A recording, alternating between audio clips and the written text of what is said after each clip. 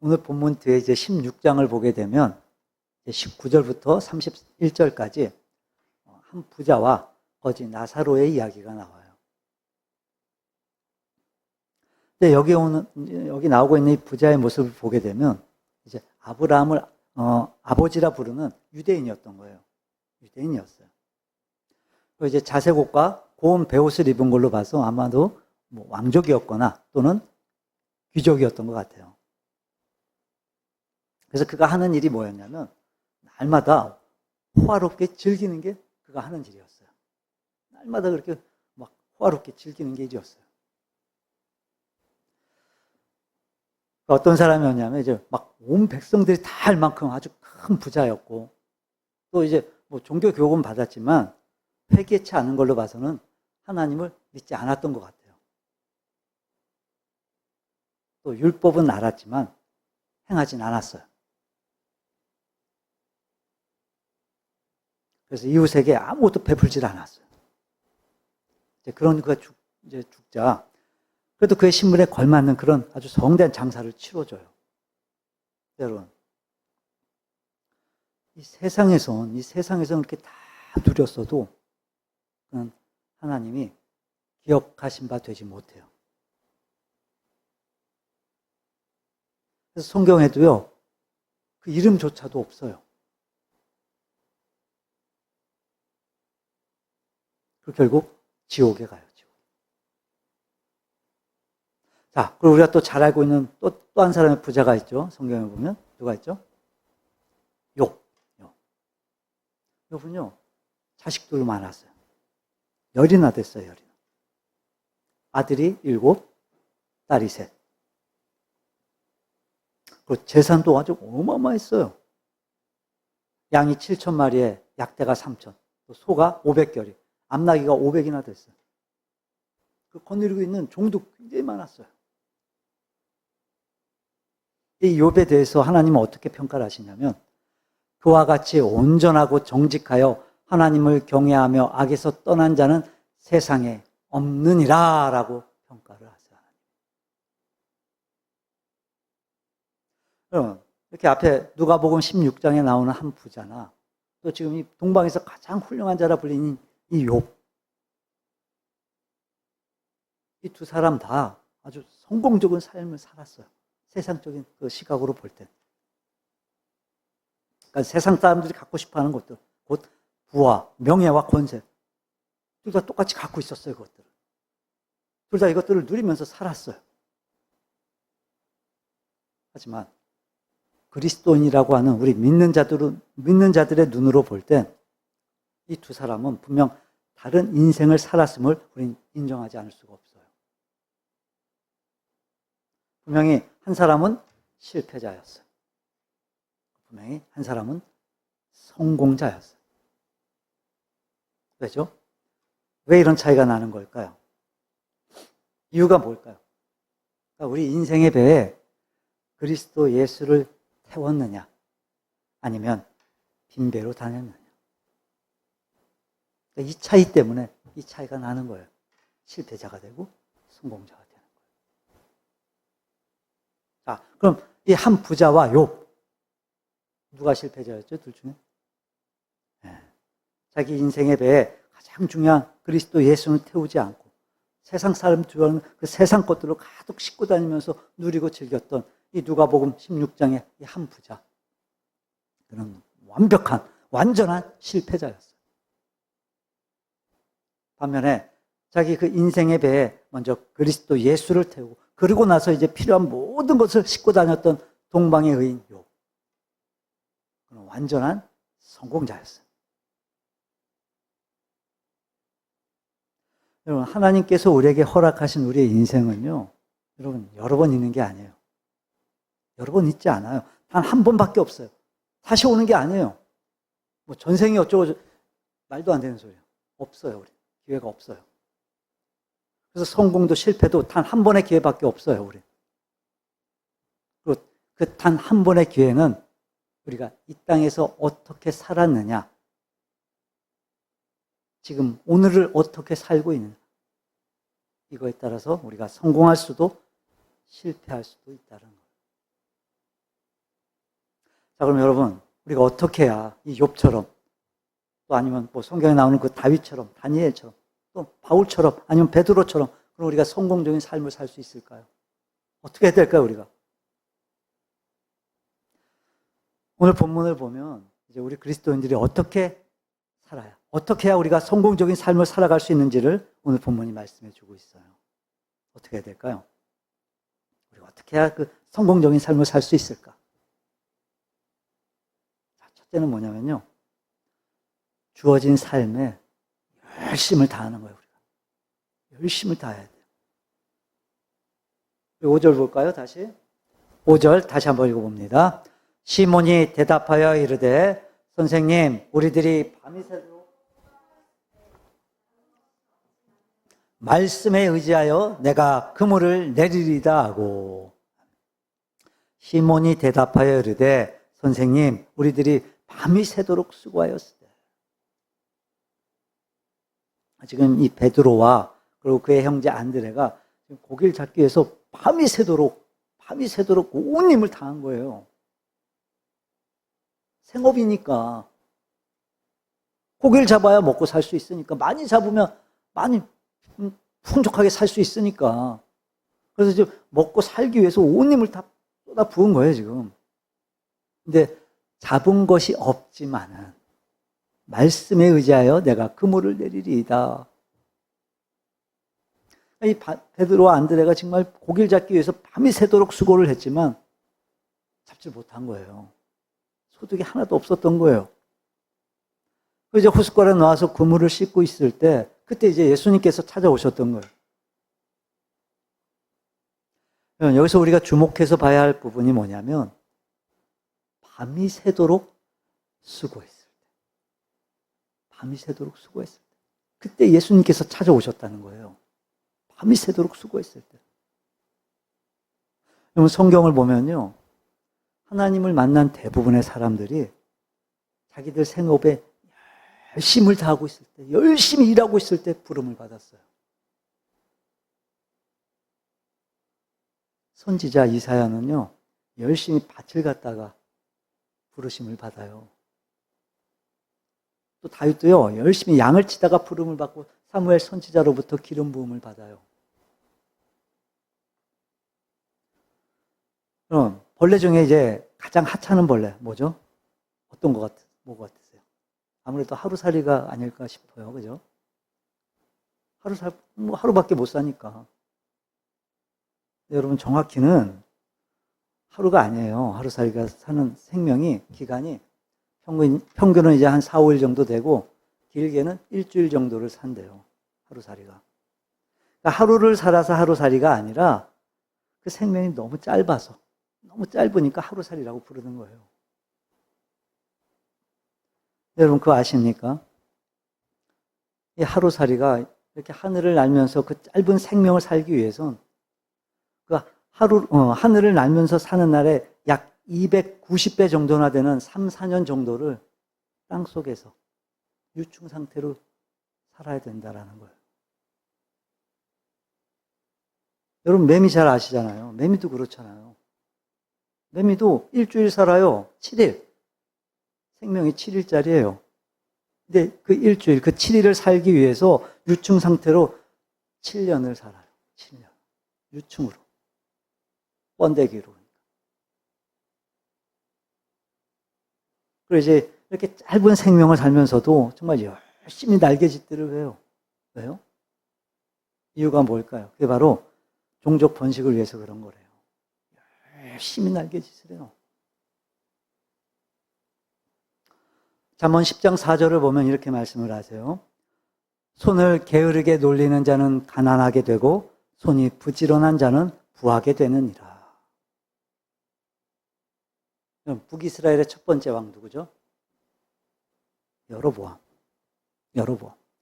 열왕기상 11장 26절로 40절까지의 내용을 보게 되면 여로보암이 청년일 때, 그러니까 청년 시절에 이 솔로몬의 명령을 따라서 다윗성을 이제 고쳐 세우게 돼요. 다시. 그때 이 여로보암의 그 부지런함을 보고 솔로몬이 그를 요셉 족속의 감독으로 세워요. 그리고 결국 그럼 나중에 이제 북이스라엘 첫 번째 왕으로 등극을 하게 돼요.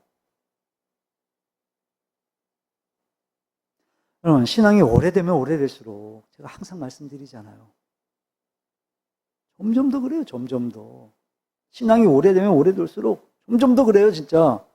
주시옵소서, 주시옵소서. 그러니까 해야 될 일은 하지 않고 그냥 탈라고만 막 하나님께 달라고만 하는 거예요, 앉아서.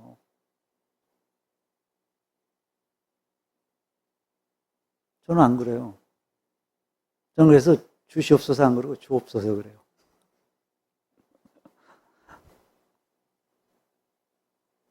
우리가 그런다니까요, 정말. 우리가 그래요, 지금. 딴 사람이 아니라 우리가 그냥 앉아서 주시옵소서, 주시옵소서 이것만 한다니까요. 오래되면 오래될수록 더 그래요, 그러니까.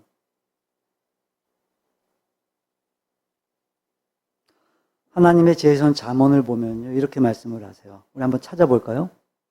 잠언 13장 한번 찾아보세요.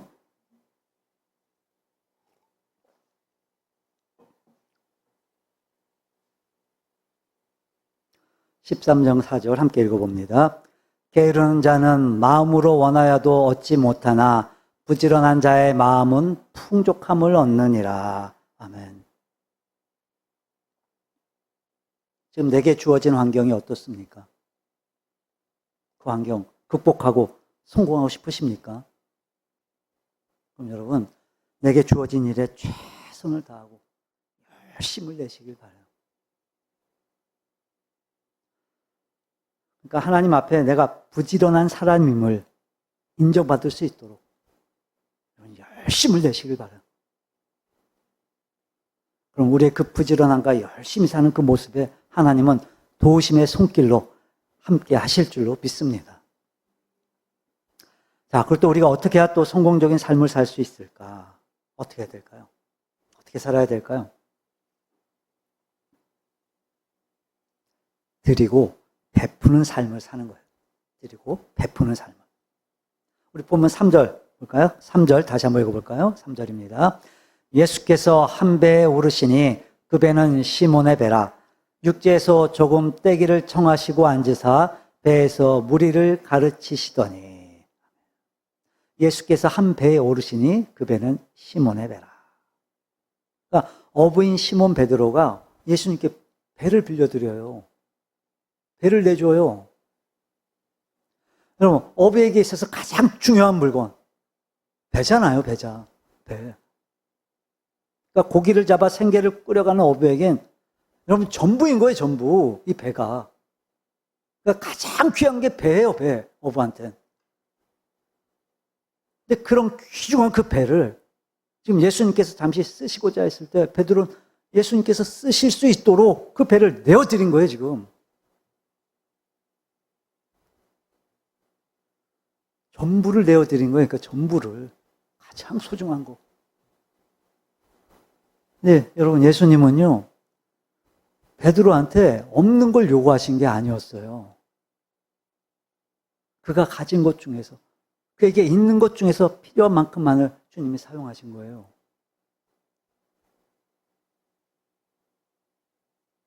우리는요, 이 말씀을 통해 하나님께서 요구하시는 것이 무엇인지를 분명히 깨닫고, 우리는 깨달았으면 드릴 줄을 알아야 돼요, 드릴 줄. 또 드리되, 우리는 즐겁게 드려야 돼요, 즐겁게. 기뻐하며 드려야 돼요. 성경은요, 여러분, 분명히 말씀하세요. 고린도후서 9장 7절입니다. 우리 한번 찾아서 읽어볼까요? 고린도후서 9장 7절.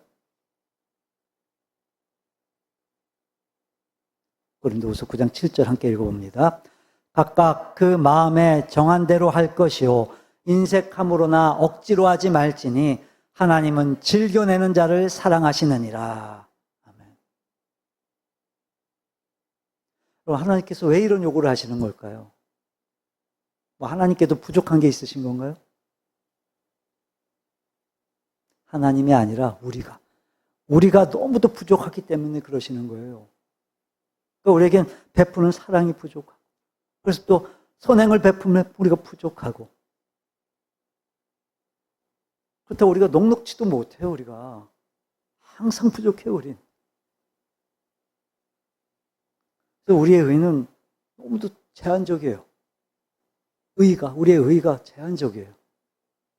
그래서 이런 부족한 것들을 채워주시기 위해서 이렇게 우리에게 있는 것들을 사용하시기를 원하시는 거예요, 하나님이. 우리 고린도서 다시 좀 볼까요? 네, 바로 밑에 8절. 9장 8절 함께 읽어봅니다. 하나님이 능히 모든 은혜를 너희에게 넘치게 하시나니 이는 너희로 모든 일에 항상 모든 것이 넉넉하여 모든 착한 일을 넘치게 하려 하심이라. 9절도 읽어볼까요? 9절. 기록된 바 그가 흩어 가난한 자들에게 주었으니 그의 의가 영원토록 있느니라 함과 같으니라. 아멘. 우리는 그동안요, 이 드리는 일에 충분히 우린 들어왔어요. 그리고 또 해왔어요, 우리가. 근데 그게 반쪽밖에 안 됐던 거예요.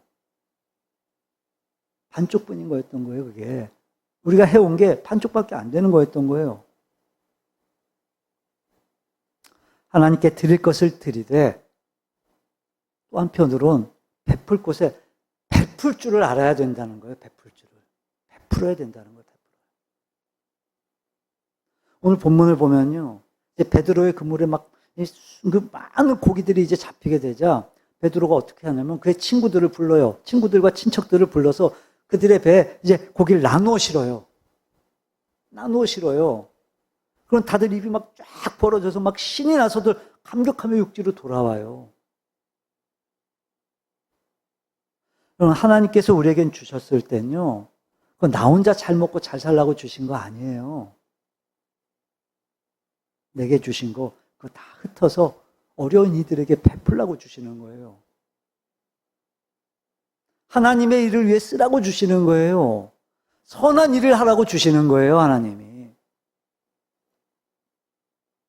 물론 이게 뭐 세상적인 그 시각으로 보면 이건 정말 말도 안 되는 거죠, 사실. 내게 아니니까 다 나눠주라는데 이게 어떻게 이해가 되겠어요, 이게. 그래야 복이 된대요. 다 나눠줘야 복이 되는데 이게 어떻게 이해가 되겠어요? 세상적인 관점으로. 그러니까 세상적인 눈으로 보면, 그러니까 세상 사람들이 볼 때 솔직히 이 들어온 문은 활짝 열어놓고 또 나가는 문은 꽁꽁 닫아야 이게 복이 되잖아요. 들어온 거 꼭 쥐고 있어야 복이 되죠. 그래야 성공하는 거예요. 그렇게 들어오는 문은 활짝 열었고 나가는 문은 꽁꽁 닫아둬야 세상적인 관점으로 볼 때. 근데 우리 믿는 사람들은요, 우리 믿는 자들의 생각은 그런 세상적인 생각과는 우린 달라야 돼요. 우린 들어오는 문도 활짝 열어놓고 우린 나가는 문도 활짝 열어놔야 돼요.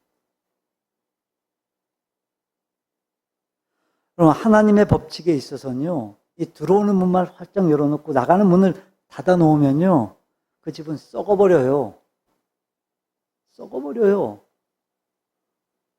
생명이 죽어버려요, 다. 모든 생명이 죽어버리는 거예요, 그럼. 그러니까 사방이 다 막혀 죽어버린 그 사해 바다처럼 그 안에 생명은 다 죽는 거예요, 다 죽어버리는 거예요. 하지만 이제 북쪽에서 내려오는 물을 받아 남쪽으로 흘려보는 갈릴리 호수는요, 여러분 온갖 물고기들이 가득하고 나무들이 가득한 말 그대로 살아있는 생명력이 넘치는 호수가 되는 거예요, 그렇게.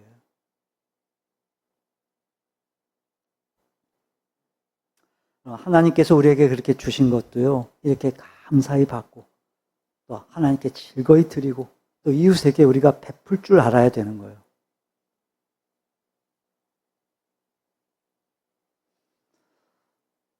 하나님께 많은 것들을 얻고 싶으십니까?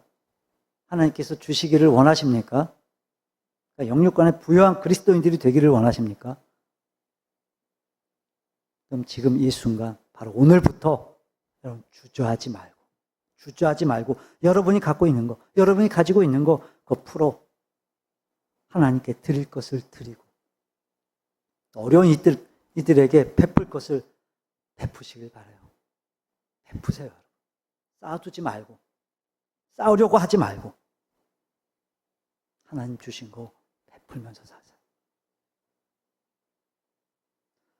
하나님께서 내게 주신 것을 즐거운 마음으로, 기쁜 마음으로 하나님께 드리고 또 베푸시길 바라요.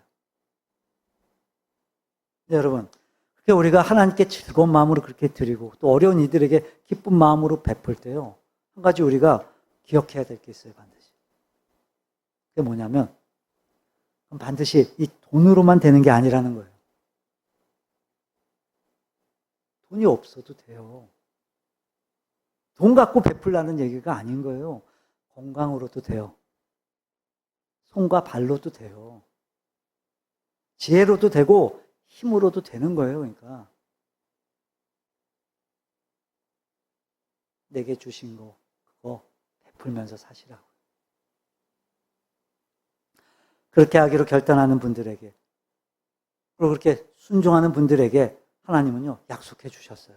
심은 대로 거두리라. 또 하나, 우리가 어떻게 해야 성공적인 삶을 살 수 있냐면 배를 육지에서 조금 띄우는 거예요. 배를 띄워야 돼요.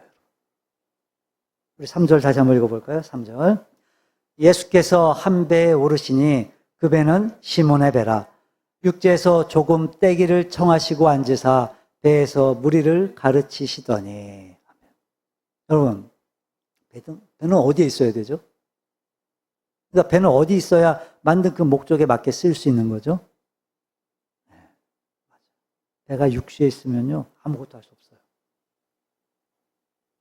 배는 육지에서 띄어 바다로 나가야 돼요, 바다로. 무슨 의미냐면 우리 그리스도인들은 세상과 떨어져 살아야 된다라는 거예요. 그래야 하나님의 복을 받을 수 있고 그래야 성공할 수 있다는 거예요. 고민되시죠? 어디로 가야 될까 그럼? 무슨 의미일까요? 이거 오해하시면 안 돼요, 여러분. 육지에서 세상과 떨어져 살아야 된다. 이거 오해하시면 안 돼요. 그러니까 이거 세상과 떨어져 살라고 해서 어디 무슨 저 산속에 들어가서 살라는 얘기는 아니에요. 그런 얘기가 아니라, 그러니까 이건 그런 공간적인 의미로 말씀드리는 게 아니라 세상의 풍속들, 즉 세상의 즐거움들, 세상의 죄와 욕심에서 떠나야 된다는 거예요. 그러니까 이걸 성경적으로 말하면 육체. 곧 육신의 정욕과 안목의 정욕, 이 생의 자랑에서 우리가 떠나야 된다라는 거예요. 그러면 하나님은요, 당신의 백성들이 이런 세상적인 것들에서 떠나기를 원하세요, 하나님은. 여러분, 하나님께서 아브라함에게 복을 주실 때요, 그렇잖아요. 그의 고향인 그 갈대아 우르에서 복을 주셔도 될 텐데 하나님 그러지 않으셨거든요. 안 그러셨어요, 하나님이. 그 우상의 도시였던 그 갈대아 우르를 떠나게 하신 다음 복을 주셨어요, 하나님이. 또 애굽에서 종살이를 하던 이스라엘 백성들한테도요, 하나님이 똑같이 요구를 하셨어요, 똑같이. 그러니까 애굽에서 복을 주셔도 될 텐데 하나님은 굳이 그들을 광야길로 몰아내시고 나서 복을 주셨어요.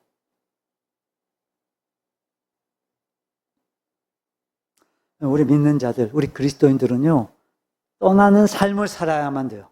떠나야 돼요. 하나님 말씀에 어긋나는 것들, 우린 떠나야 돼요. 속히 떠나야 돼요, 속히. 믿음의 걸림돌이 되는 것들, 우린 버려야 돼요. 과감히 버려야 돼요, 과감히. 그럼 우리가 죄에서 떠나지 않고선요, 결코 하나님의 복을 받을 수 없다는 걸 여러분 잊지 마시길 바라요. 하나님 앞에 떳떳하지 못한 것들, 부끄러운 것들 버리셔야 돼요.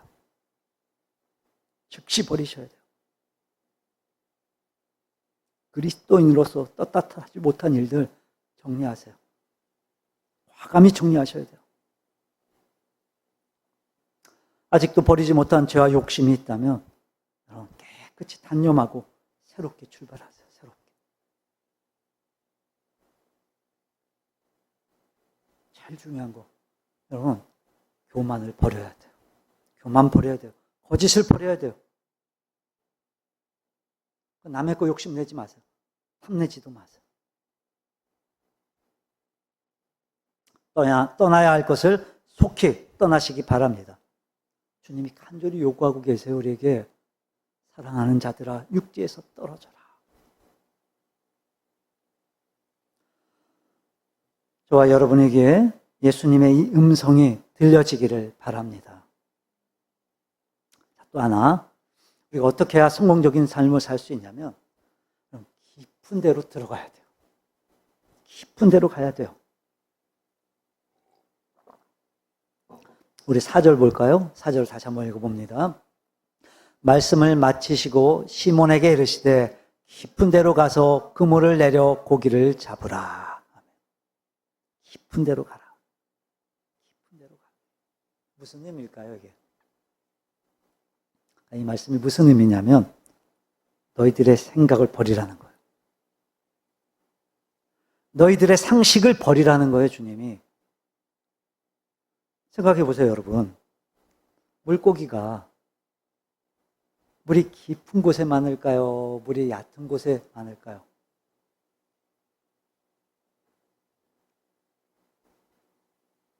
낚시를 안 하시니까 모르시겠죠. 이제 바다나 저수지나 깊은 물엔 고기가 별로 없어요. 이제 여름철에는 깊은 곳으로 또 이렇게 이동을 하기도 하는데 대부분은 깊은 곳은 별로 없어요. 물론 깊은 데서 사는 물고기도 있지만 상대적으로 볼 때 그렇게 많지가 않아요. 얕은 물속, 수초들이 많은 곳에 물고기들이 모여요. 거기서 많이 모여 살아요. 자, 그럼 여러분, 그 물고기들 많이 잡기 위해선 어디로 가야 돼요? 당연히 얕은 물로 가야 돼요. 얕은 물로. 수초들이 많이 있는 그 얕은 물로 가야 물고기도 많이 잡히는 거예요. 그러니까 이게 상식적인 거예요, 이게. 지금 예수님은요, 이런 우리의 상식을 버리라고 하는 거예요, 지금. 이런 우리의 상식을 버리게 하시고 지금 상식 밖의 명령을 하시는 거예요, 주님이. 깊은 데로 가서 지금 고기를 잡으라는 거예요. 세상의 상식으로는요, 성공하기 위해 지식을 늘리고 경험을 늘리고 이것저것 살필 것을 세밀히 살펴야 돼요, 사실. 세상적인 상식으로는 그래요. 그러니까 한마디로 말하면 손과 발을 열심히 움직여야 돼요. 얕은 물에 있어야 돼, 얕은 물에. 근데 주님은요, 이런 세상적인 상식을 지금 뛰어넘으라고 하시는 거예요, 지금. 깨뜨리라고 하시는 거예요. 깊은 데로 가서, 기도의 깊은 데로 들어가서 주님을 만나라 하시는 거예요. 말씀에 깊은 데로 들어가서 주님의 뜻을 헤아리라 하세요. 그럴 때, 그 주님의 뜻을 알고 행할 때, 우리의 앞길이 훤히 열리게 되는 거예요. 신앙이 뭐죠? 믿음이 뭐죠, 여러분? 생명이에요, 생명. 생명이에요, 믿음은. 아니, 영원한 생명이에요, 영원한 생명.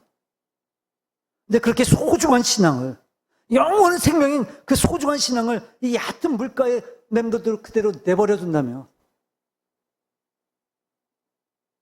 그건 결국 자기의 생명을 가볍게 여기는 거예요.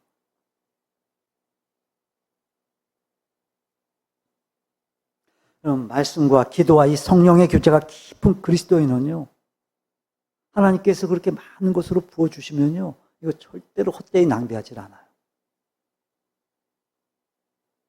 그리고 그래서 하나님께서 더 많은 것으로 하나님은 부어주세요. 여러분, 하나님은요, 우리가 더 깊은 데로 들어가서 그물을 던지길 원하세요. 깊은 신앙으로 들어가세요. 깊은 말씀의 세계로 들어가세요. 깊은 기도의 세계로 들어가세요. 그래서 성령 하나님과 깊은 교제를 나누세요. 그 신앙의 깊은 바다 속에 우리 그리스도인들의 성공이 있는 거예요. 깊은 데로 들어가세요. 주님이 그거 원하세요. 나 자신을 위해, 세상에서의 성공을 위해 허둥대지 말고, 여러분, 하나님을 위해, 영원한 성공을 위해 그 믿음의 그 깊은 바다로 나아가는 참된 믿음의 사람들, 참된 신앙이들이 되시기를 바랍니다. 짧게 한 가지만 더 볼까요, 우리가 어떻게 해야 성공적인 삶을 살 수 있냐? 여러분, 말씀에 순종하는 삶을 사는 거예요. 말씀에 순종해야 돼요. 우리 5절 한번 다시 볼까요? 5절 함께 읽어봅니다. 시몬이 대답하여 이르되 선생님, 우리들이 밤이 새도록 수고하였으되 잡은 것이 없지만은 말씀에 의지하여 내가 그물을 내리리이다 하고, 잡은 것이 없지만은 말씀에 의지하여 내가 그물을 내리리이다. 여러분, 애굽에 있던 이스라엘 백성들이 이 마지막 10번째 재앙에서 살아남을 수 있었던 이유 뭐죠? 같은 나라, 같은 땅에 살던 그 애굽 사람들의 모든 장자들, 곧 처음 난 것들이 다 죽던 순간에 여러분, 이스라엘 백성들의 그 모든 가정에서도 똑같이 피비린내가 진동했어요. 피비린내가 가득했어요. 근데 이스라엘의 장자들은 죽질 않았어요. 왜요? 그 택하신 이스라엘 백성들이 죽어야 될 그 순간에 어린 양들이 대신 피 흘려 죽었기 때문에. 이게 뭘 의미하는 거죠? 이스라엘 백성들이 하나님 말씀에 그대로 순종해서 말씀대로 행했음을 의미하는 거예요. 순종한 거예요. 또 당시 중동 지역 팔레스타인에서 가장 견고한 성이었던 여러분 여리고성. 여러분 그런 난공불락의 그 여리고성이 무엇 때문에 그렇게 한 번에 와르르 하고 막 무너져 내리는 거죠? 어떻게 그렇게 된 거죠?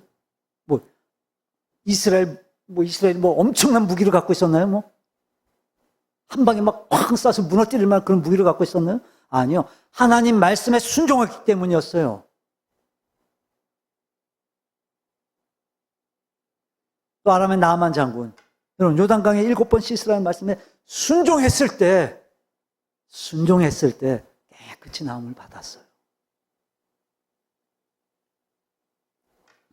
오늘 본문에서도 이 시몬 베드로가 정말 이게 쉽게 납득이 안 되는 그런 일인데 쉽게 납득이 되진 않았지만 이 주님 말씀에 그대로 순종해서 그물을 던졌을 때 말도 안 되는 소리인데 사실 그때 놀라운 기적이 일어났어요.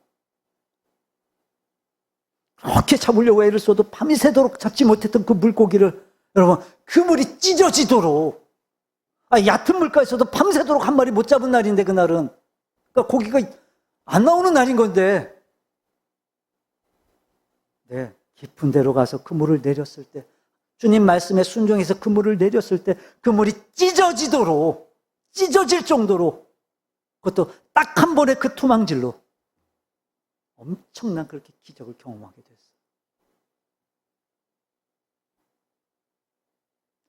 이거 진짜 상식적으로 말이 안 되는 거예요, 이게.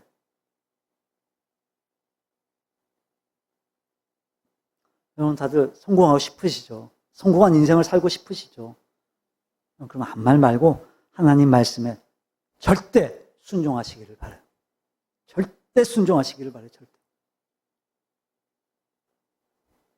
물론 지금 당장은 이게 상식에 어긋난 것 같아도, 말이 안 되는 것 같아도, 지금 당장은 이게 정말 이해가 되질 않아도, 여러분 그 말씀 그대로 순종하면 반드시 성공케 하실 줄로 믿습니다. 말씀을 정리합니다. 여러분, 오늘 우리가 이렇게 함께 살펴본 것처럼 모든 일에 정말 열심을 내고 하나님께 드릴 것을 드리고 또 베풀 것을 베풀면서 세상의 욕심과 죄를 버리고 말씀에 순종해서 성공한 사람들 여러분 정말 얼마나 많은지 몰라요. 성경뿐만이 아니라 그렇게 성공한 인생을 산 사람들 얼마나 많은지 몰라요. 여러분 힘내시길 바라요. 그들만 그렇게 할 수 있는 거 아니에요. 우리도 할 수 있어요. 우리도 그렇게 할 수 있어요. 우리도 성공할 수 있어요. 성공한 삶을 살 수 있어요.